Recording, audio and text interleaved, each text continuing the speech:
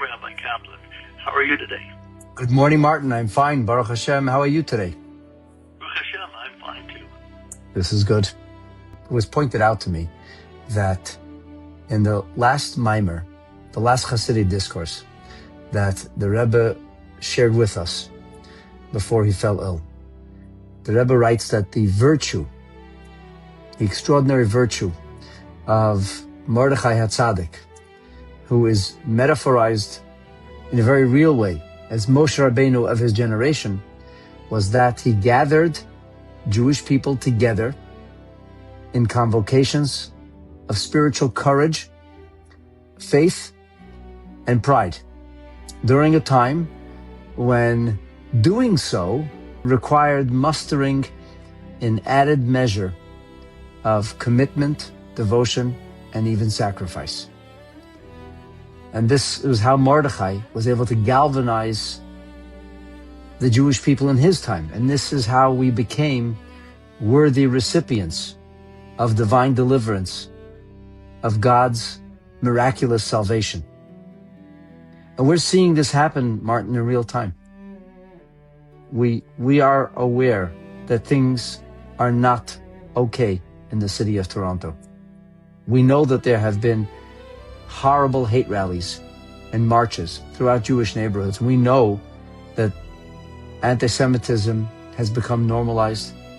We know that the blood libels have been repeated by members of parliament, by mayors, council people, and other individuals of influence. And we know that Jewish lives have become, Rachmana litzlan, expendable.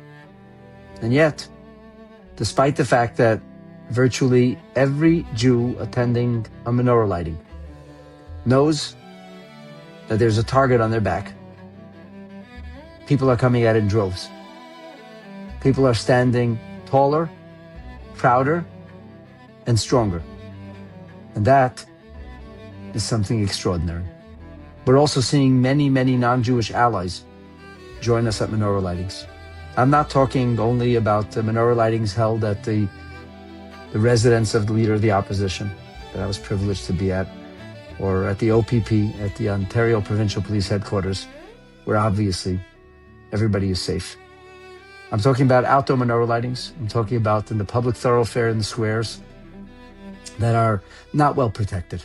In the city, especially south of Steeles, that has not demonstrated its commitment to Jewish safety and security. And yet, many people are attending. Many non-Jewish allies are not only sharing, I'll put this in quotation marks, their thoughts and prayers, but they're putting their coats and boots on and coming out to show us their solidarity and support. And these are not small things. And these have to be recognized. These have to be appreciated. And we have to understand that inasmuch as we are living in a time of great darkness, that there is also a great deal of light. And it's really up to each and every one of us to find within his or herself that little cruse of oil, that little proverbial pach hashemen, the soul that is the source of spiritual resilience and connectivity and sensitivity. And by virtue of tapping into that inner rhythm, and by virtue of laying bare the neshama that resonates and pulsates with such energy beneath the skin and beneath or behind the curtain, by bringing that forth, something extraordinary is unfolding in real time. One of my viewers on Facebook right now is mentioning that it would be a good idea to encourage people to come to Shul this Shabbos. He's right. We should make that extra effort.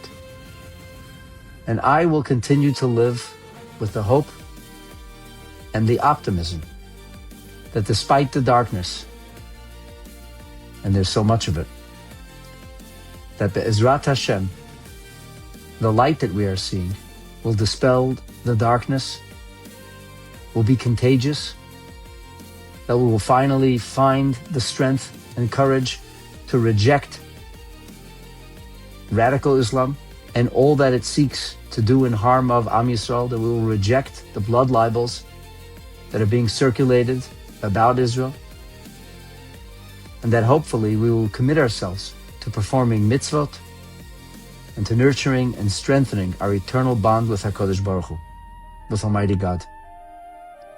And that this will be the vehicle, the worthy envelope, to bring forth divine blessing for us, for our families and our communities, for all of Am Yisrael and good people, wherever they may be.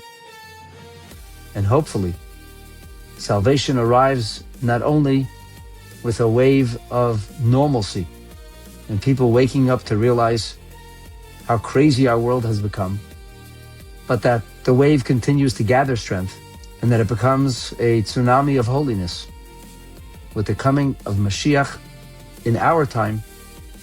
B'mheira u'b'yameinu amen. And I look forward, Be'ezrat Hashem, to hearing and sharing good news. May we all be comforted. May we all be uplifted.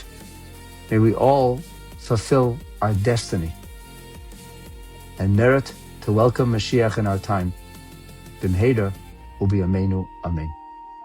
Amen. Thank you so much, Rabbi Kaplan. And look forward to speaking to you again on Friday, God willing. Okay, let's listen a little bit. Thanks for joining. Thank you for your comments. B'surot tovot. Chag Sameach.